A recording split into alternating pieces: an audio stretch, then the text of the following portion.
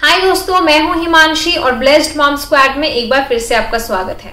दोस्तों, आज मैं आपके साथ शेयर करने वाली हूं अपना सी सेक्शन का एक्सपीरियंस। मेरे चैनल पर आपको बहुत सी वीडियोस मिल जाएंगी सी सेक्शन डिलीवरी से रिलेटेड, लेकिन मेरा खुद का एक्सपीरियंस आप लोगों से शेयर करना बाकी था कि कैसा रहा सी सेक्शन मेरे लिए। तो वही मैं आज एक्सपीरियंस आपके लिए लेकर आई हूँ। तो दोस्तों, मैं घर से हॉस्पिटल कैसे गई और लेबर रूम में क्या क्या हुआ, इस पूरे टॉपिक पर मैंने एक अलग से वीडियो चैनल पर अपलोड करा हुआ है। तो अगर आपने वो वीडियो नहीं देखा है तो आप वो वीडियो भी जरूर देखिएगा, क्योंकि उसमें मैंने अपना पूरा लेबर रूम का प्रोसेस शेयर किया हुआ है। तो वो चीजें मैं फिर से रिपीट नहीं करूंगी, क्योंकि वीडियो फिर बहुत ज्यादा लंबा हो जाएगा। तो मैं आगे से आपके साथ शेयर करूंगी कि लेबर रूम में जब मैं चली गई तो उसके आगे क्या क्या हुआ, और सी सेक्शन का पूरा एक्सपीरियंस आप लोगों के साथ शेयर करूंगी। जो लेबर रूम एक्सपीरियंस की वीडियो है उसका लिंक मैं आपको डिस्क्रिप्शन बॉक्स में दे दूंगी और आई बटन में भी डाल दूंगी, तो आप वहां से देख सकते हैं। तो दोस्तों, एक और चीज यहाँ पे मैं बताना चाहूंगी कि जो मेरी सी सेक्शन डिलीवरी थी वो प्लान्ड नहीं थी। तो जब सी सेक्शन डिलीवरी प्लान्ड होती है तो एक स्टेप और होता है यहाँ पे कि सिजेरियन डिलीवरी के कुछ घंटे पहले, यानी कि लगभग 8 से 12 घंटे पहले, जैसे अगर आपका दिन में सी सेक्शन प्लान्ड है तो डॉक्टर आपको बोल देंगे कि रात से आपको कुछ भी खाना पीना नहीं है। तो जो भी आपका टाइम दिया है आपको डॉक्टर ने सी सेक्शन डिलीवरी का, उसके हिसाब से डॉक्टर आपको बता देंगे कि इतने टाइम पहले से आपको कुछ भी खाना पीना नहीं है, और अगर कुछ एडिशनल कुछ मेडिसिन या अगर कुछ भी डॉक्टर ने आपको देना है पहले, तो वो आपको उस हिसाब से गाइड कर देंगे। तो दोस्तों, मैं अपना बताती हूँ कि जब मैं लेबर रूम में थी, लेबर पेन्स मुझे हो रही थी और हमने कुछ टाइम वेट करा, लगभग 5-6 घंटे से मैं लेबर पेन में थी। बट एक पॉइंट के बाद ना बेबी नीचे नहीं आ रहा था। तो 6 सेंटीमीटर तक मैं डायलेट हो गई थी, लेकिन उसके बाद बेबी नीचे नहीं आ रहा था।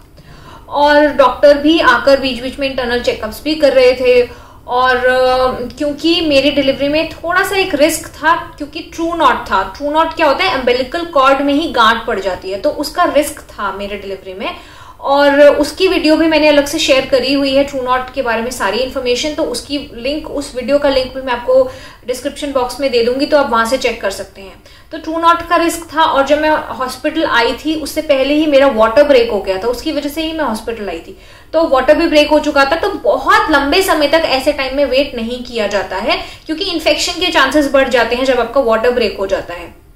तो लेबर पेन चल रहा था, और क्योंकि कोई प्रोग्रेस नहीं हो रही थी और कुछ रिस्क्स भी थे जो मैंने आपको बताए। और जब डॉक्टर ने चेक किया था तो बच्चे ने पेट में पॉटी भी कर दी थी, क्योंकि बच्चा भी काफी ज्यादा स्ट्रेस में आ गया था, हार्ट बीट भी बढ़ गई थी। तो मुझे फाइनली डॉक्टर ने ये बोला कि देखो, हम 1-1.5 घंटा और वेट करेंगे, और अगर प्रोग्रेस नहीं होती है तो हमें सी सेक्शन के लिए ही जाना पड़ेगा। तो डॉक्टर ने उतना वेट किया, लेकिन कुछ प्रोग्रेस हुआ नहीं, तो नहीं आ रहा था बेबी नीचे। तो फिर सी सेक्शन के लिए ही जाना पड़ा मुझे। फाइनली डिसाइड हो गया कि ऐसे सी सेक्शन डिलीवरी ही मेरी अब होगी। तो जब ये डिसाइड हुआ, जैसे ही ये थोड़ा सा कंफ्यूजन थी कि सी सेक्शन के लिए जाना पड़ सकता है, तब से ही डॉक्टर ने मुझे मना कर दिया कि आपको अब कुछ भी खाना पीना नहीं है। तो हाँ, यहाँ पे थोड़ा सा मुझे थोड़ा चैलेंज यहाँ हुआ था। देखो, जब स्पेशली ऐसा होता है ना, जब आपको कुछ चीज बोल दी जाती है कि ये नहीं करना है, तो आपको वो चीज और करने का मन करता है।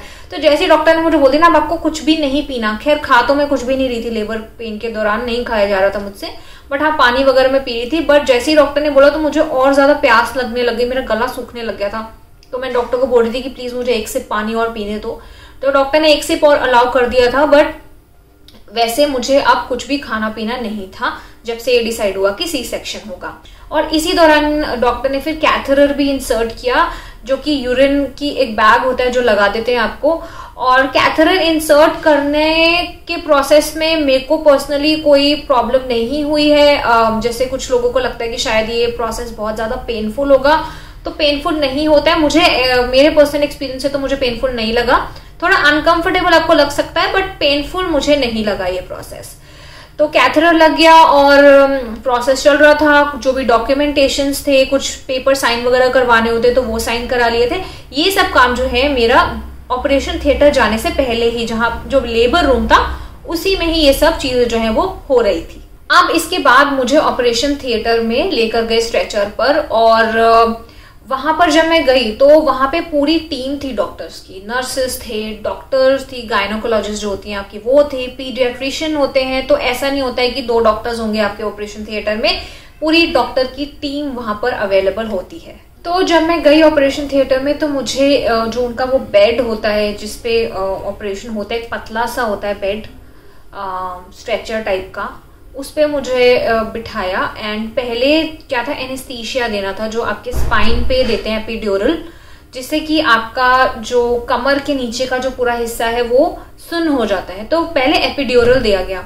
एपिड्यूरल के लिए मैं पर्सनली बहुत ज्यादा डरी हुई थी क्योंकि मैंने काफी सुना था इसके बारे में कि बहुत पेनफुल होता है, बहुत ही मोटा सा इंजेक्शन आपके स्पाइन में देते हैं। तो मैं बहुत ज्यादा घबराई हुई थी और उस वक्त भी मुझे लेबर पेन्स तो हो ही रहे थे, तो पेन्स भी हो रही थी मुझे। तो मैंने उनसे रिक्वेस्ट करा कि क्योंकि मुझे पेन आ रही थी तो मैंने बोला एक मिनट मुझे आप पेन लेने दीजिए, उसके बाद आप मेरे को एपिड्यूरल दीजिएगा। तो फिर डॉक्टर ने वेट करा, पूरा कोऑपरेट किया मेरे साथ। और जब वो कॉन्ट्रैक्शन हो गया, पेन आ गई, तो उसके बाद मुझे बोला गया कि आप इस तरह से झुक के बैठिए थोड़ा सा। तो मैं झुक के थोड़ा बैठी और बहुत घबराई हुई थी और मेरे को एपिड्यूरल दिया गया। जितना मैं घबराई हुई थी पर्सनली उतना ज्यादा दर्द मुझे नहीं हुआ। हाँ, मतलब इंजेक्शन लगने का आपको दर्द होता है, बट मुझे पर्सनली यहाँ पर भी मेरा एक्सपीरियंस बहुत बुरा नहीं था। मुझे लग रहा है शायद मैंने बहुत ज्यादा ही सोच लिया था और उतना दर्द मुझे महसूस नहीं हुआ पर्सनली एपिड्यूरल के दौरान भी। हो सकता है जिन डॉक्टर ने मुझे दिया था उनका हाथ भी बहुत साफ होगा, मुझे नहीं पता क्या था, बट मुझे बहुत ज्यादा पेन नहीं हुआ स्पाइन में जो एपिड्यूरल का इंजेक्शन लगता है उसके दौरान। उसके बाद जब एपिड्यूरल दे दिया गया तो मुझे वहां पे लिटा दिया बेड पर, हाथ मेरे दोनों साइड पे रख दिए थे और कुछ मशीन्स वगैरह लगनी होती है जिससे कि जो भी आपकी हेल्थ से रिलेटेड वाइटल्स होते हैं, चीजें जो चेक करनी होती है वो मॉनिटर पे आ रही होती है, तो डॉक्टर उसको देखते रहते हैं। और लिटाकर मेरे आगे एक कर्टन सा लगा दिया था ताकि मुझे आगे का ना दिखे, नीचे का ना दिखे कि मेरे पेट पे क्या हो रहा है। तो एक पर्दा सा लगा देते हैं आपके फेस के आगे और डॉक्टर आपसे कंटिन्यूस बातें करते रहेंगे ताकि आपको भी कंफर्टेबल फील हो, क्योंकि उन्हें पता है कि आपको भी घबराहट हो रही है। तो वो कंटिन्यूसली आपसे बात वगैरह करते रहेंगे और जब वो चेक करते हैं कि अब नम हो गया है नहीं हो गया है तो उनको पता चल जाएगा। वो मे बी आपको प्रिक करेंगे या कुछ करेंगे, अगर आपको सेंसेशन नहीं हो रही है तो डॉक्टर को पता चल जाता है कि हाँ अब सुन हो गया है। उसके बाद वो प्रोसेस स्टार्ट करते हैं सी सेक्शन का। तो सी सेक्शन में क्या होता है कि आपके लोअर एब्डोमेन में कट लगता है। तो ये जो प्रोसेस है ना, ये पेनफुल नहीं होता है क्योंकि आपकी जो बॉडी है वो सुन्न है, तो आपको पेन बिल्कुल भी महसूस नहीं होगा सी सेक्शन के दौरान।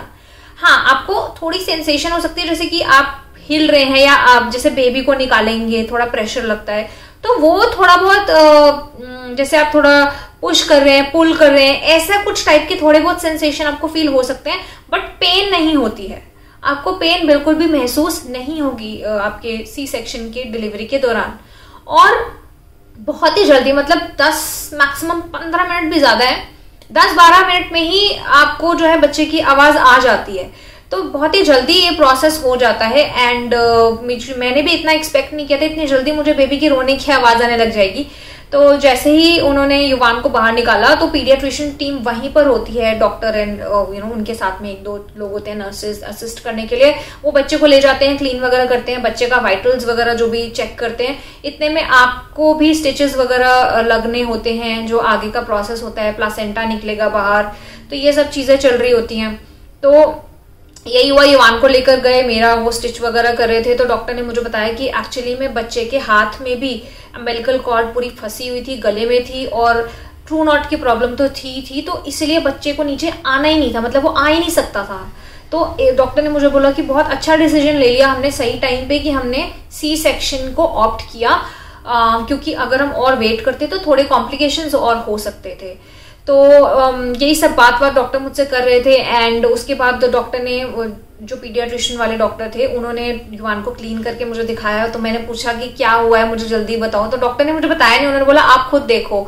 तो मैंने देखा हाँ कि बेटा हुआ है। तो मैंने युवान को फिर उसके गाल पे एक किस दिया एंड उसको देखा पहली बार। तो बस दिखाते हैं आपको थोड़ा सा। फिर वो युवान को बाहर ले गए थे और मेरा प्रोसेस चल ही रहा था, अभी भी टांके वगैरह लग रहे थे। जब मेरे स्टिचेस पूरे कंप्लीट हो गए तो फिर मुझे जो ऑपरेशन वाला जो बेड था उसे शिफ्ट किया स्ट्रेचर पर लेके जाने के लिए बाहर।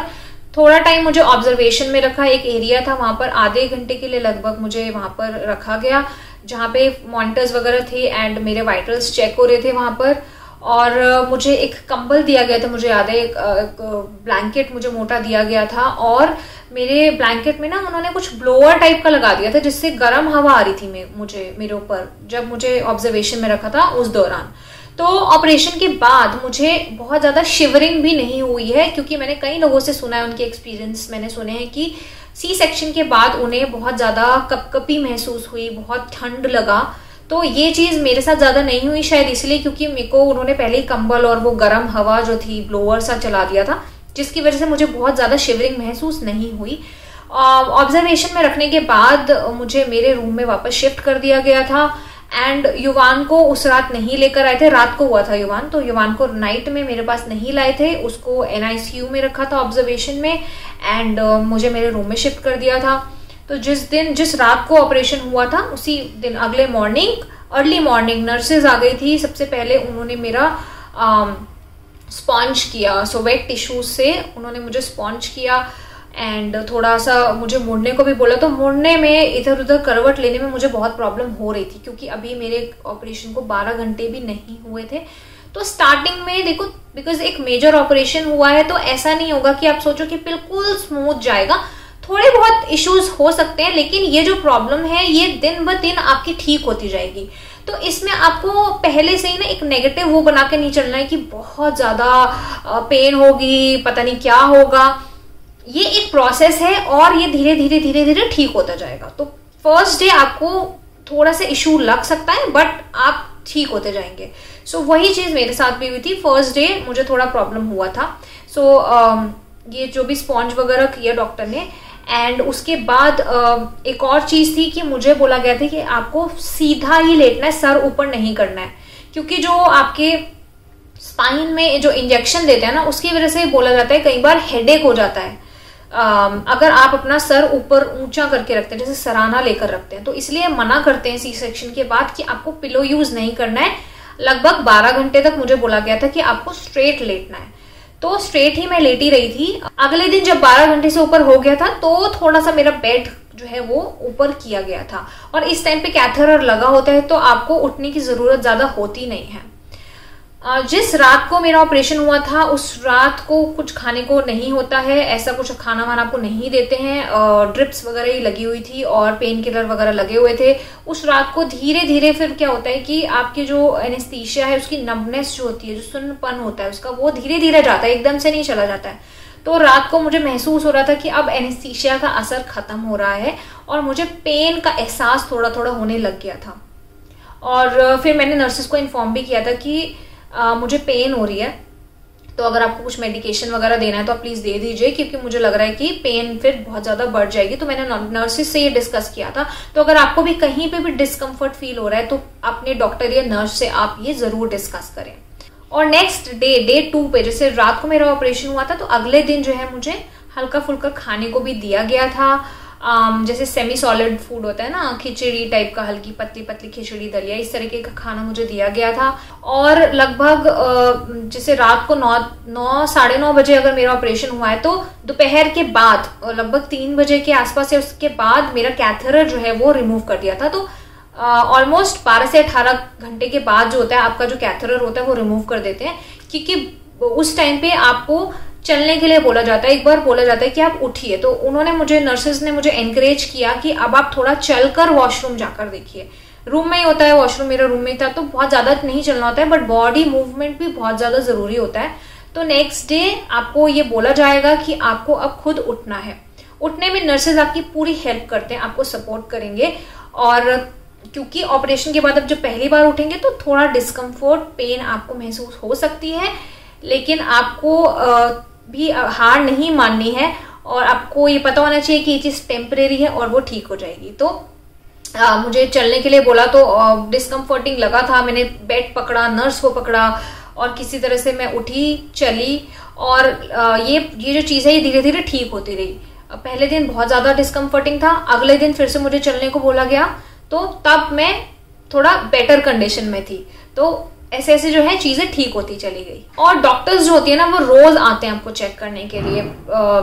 बच्चे का डॉक्टर भी आता है बेबी को चेक करने के लिए, आपकी गायनेक आएंगी, अगर हॉस्पिटल में लैक्टेशन कंसल्टेंट है तो वो भी आते हैं। तो अगर आपको ब्रेस्ट फीडिंग से रिलेटेड कोई भी इश्यूज हैं तो आप वो उनसे भी डिस्कस कर सकते हैं।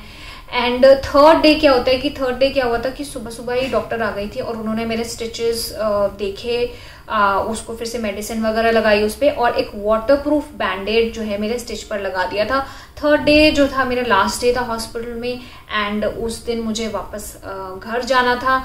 तो डॉक्टर ने मुझे पूरी मेडिकेशन वगैरह समझाई, जो भी मेरे डाउट्स थे वो सब डाउट्स क्लियर करे।